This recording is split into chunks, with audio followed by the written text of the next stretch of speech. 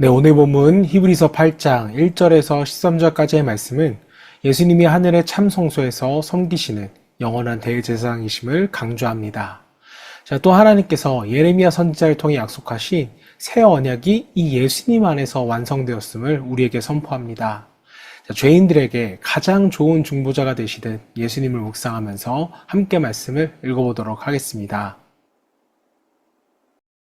지금 우리가 하는 말의 요점은 이러한 대제사장이 우리에게 있다는 것이라. 그는 하늘에서 지극히 크신 이의 보좌 우편에 앉으셨으니 성소와 참 장막에서 섬기는 이시라. 이 장막은 주께서 세우신 것이요 사람이 세운 것이 아니니라. 대제사장마다 예물과 제사드림을 위하여 세운 자니 그러므로 그도 무엇인가 드릴 것이 있어야 할지니라.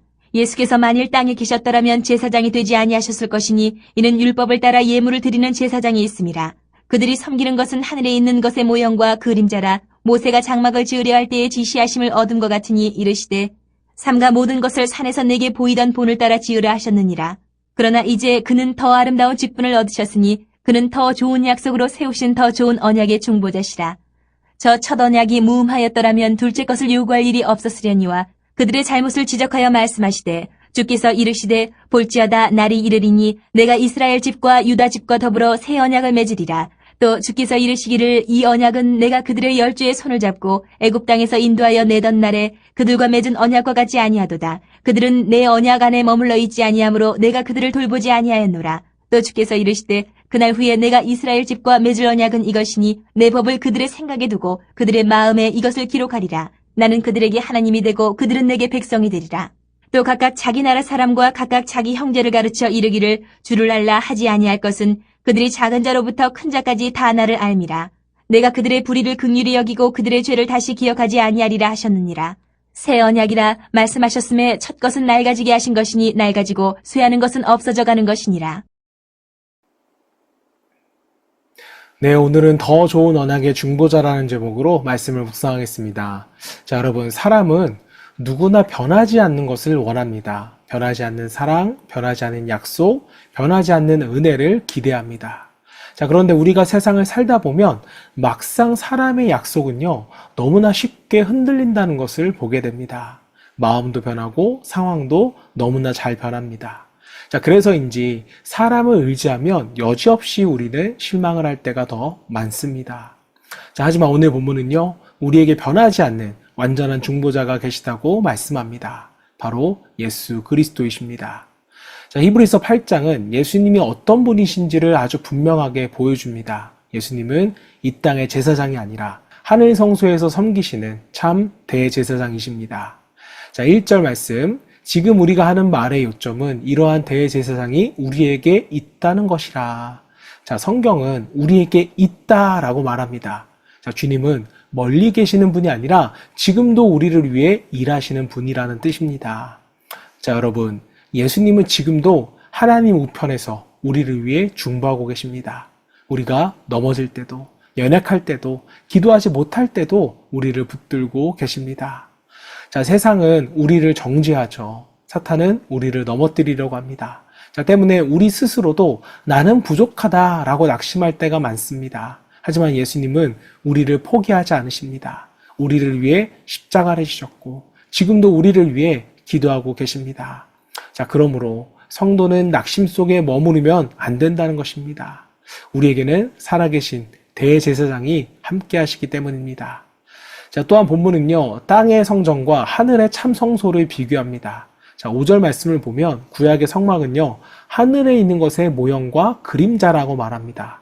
자, 구약의 제사와 또 성전은요, 완전한 것이 아니라 장차 오신 예수님을 보여주는 그림자였습니다. 자, 그렇다면 실체는 누구입니까? 바로 예수님이십니다. 옛 언약에서는 짐승의 피로 반복해서 제사를 드려야만 했습니다. 자, 하지만 예수님은 단번에 영원한 제사를 완성하셨습니다. 그래서 우리는요, 더 이상 율법의 행위로서 구원받으려고 애쓸 필요가 없다라는 것입니다. 예수님을 믿음으로써 우리는 하나님께 나아갈 수 있게 되었습니다. 자, 여러분, 우리가 신앙생활을 하다 보면 자꾸 자신을 증명하려고 할 때가 있습니다. 내가 이것을 해야 하나님이 나를 사랑하실 거야. 내가 부족해서 하나님이 나를 외면하실 거야. 이런 생각을 가끔 하게 되는데, 자, 물론 믿음에는 순종이 필요합니다. 자, 그러나 구원의 시작은 우리의 행위가 아니라 하나님의 은혜라는 것을 우리는 결코 잊어서는 안 될 것입니다. 자, 우리는 잘해서 사랑받는 존재가 아니라 사랑받기 때문에 살아가는 존재입니다. 자, 그리고 이제는요, 예수님 안에서 이미 새 언약이 시작되었습니다. 10절 말씀 보겠습니다. 내 법을 그들의 생각에 두고 그들의 마음에 이것을 기록하리라. 자, 구약의 옛 언약은 돌판에 새겨졌습니다. 하지만 새 언약은요, 마음에 새겨집니다. 즉, 억지로 지키는 신앙이 아니라 마음으로 하나님을 사랑하는 신앙입니다. 또 두려움으로 섬기는 신앙이 아니라 은혜로 감격하여 순종되어지는 신앙인 것입니다. 자, 그래서 여러분, 진짜 신앙은요, 겉모습만 바뀌는 것이 아닙니다. 마음이 바뀌는 것입니다. 우리가 예수를 믿고도 우리 마음 가운데는 여전히 미워함이 있고 원망이 있고 또 욕심 가운데 살아간다면 우리는 다시 주님 앞에 나아가야 합니다. 주님은 우리의 마음을 새롭게 하시는 주님이십니다. 자, 이어지는 12절은 새 언약의 놀라운 축복을 보여줍니다. 내가 그들의 불의를 긍휼히 여기고 그들의 죄를 다시 기억하지 아니하리라. 자, 여러분, 이 얼마나 놀라운 말씀입니까? 사람은 실수를 오래 기억합니다. 하지만 하나님은요, 회개하고 돌아오는 자의 모든 죄를 기억하지 않으시겠다고 말씀하십니다. 자, 이것이 바로 복음이죠. 이것이 바로 십자가의 은혜인 것입니다. 자, 그러므로 제발 과거에 붙잡혀 살아가지 않기를 바랍니다. 예수님의 은혜 안에서 다시 일어나서 새 언약의 은혜를 붙들 수 있는 성도 되시기를 소망합니다. 자, 사랑하는 여러분, 우리의 신앙은 종교생활이 아니죠. 살아계신 예수님과 동행하는 삶입니다. 오늘도 예수님은 한인 성소에서 우리를 위해 중보하고 계십니다. 우리를 붙드시고 또 새롭게 하시고 끝까지 인도하여 주십니다. 이 은혜를 붙들고 흔들리는 세상 속에서 믿음으로 승리할 수 있는 저와 여러분 되시기를 주님의 이름으로 축원합니다. 자, 이 시간 우리 함께 기도하실 때 하늘에서 지금도 나를 위해 중보하시는 그 예수님을 더욱 신뢰하게 하시고 억지로의 신앙이 아니라 마음으로써 하나님을 사랑하며 순종하는 그 믿음을 소망하며 함께 기도하겠습니다.